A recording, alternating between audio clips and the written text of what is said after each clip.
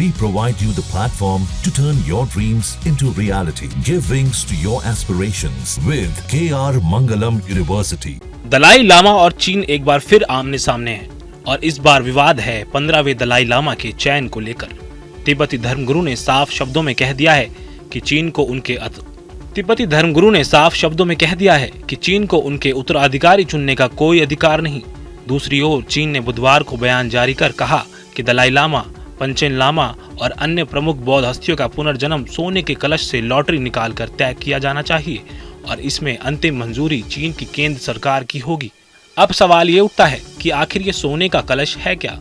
2018 में कतर की George town university के एशियन हिस्ट्री प्रोफेसर मैक्स आइडमैन ने बताया था कि ये परंपरा 1792 में चीन के क्यांग लोंग सम्राट ने शुरू की थी। इसका उद्देश्य था तिब्बत की धर्म व्यवस्था में राजनीतिक दखल और पुनर्जन्म की प्रामाणिकता को चीन नियंत्रित कर सके। दरअसल यह स्वर्ण कलश एक तांबे का बर्तन होता है जिस पर सोने की परत चढ़ी होती है। चीन इसी से उत्तराधिकारी उम्मीदवारों के नाम डालता है और लॉटरी निकालता है, लेकिन तिब्बती बौद्ध इसे धार्मिक परंपराओं के खिलाफ मानते हैं। दलाई लामा ने रविवार को एक सार्वजनिक सभा में कहा कि उनका उत्तराधिकारी गार्डन फोल्डरिंग ट्रस्ट की देखरेख में चुना जाएगा और बौद्ध परंपराओं और धार्मिक सलाह पर निर्धारित होगा। ट्रस्ट ने यह भी साफ किया कि अगला दलाई लामा किसी भी लिंग का हो सकता है। गौरतलब है कि तिब्बती बौद्ध मानते हैं कि दलाई लामा खुद तय करते हैं कि वे किस शरीर में पुनर्जन्म लेंगे। यह परंपरा 1587 से जारी है और मौजूदा 14वें दलाई लामा तेंजिन ग्यात्सो को 1940 में मान्यता दी गई थी। अब बड़ा सवाल ये है कि क्या अगला दलाई लामा तिब्बत की परंपराओं से जन्म लेगा या फिर चीन की चाल तिब्बत की परंपराओं पर भारी पड़ेगी। ये सवाल आने वाले वर्षों में तिब्बत के भविष्य को तय करेगा।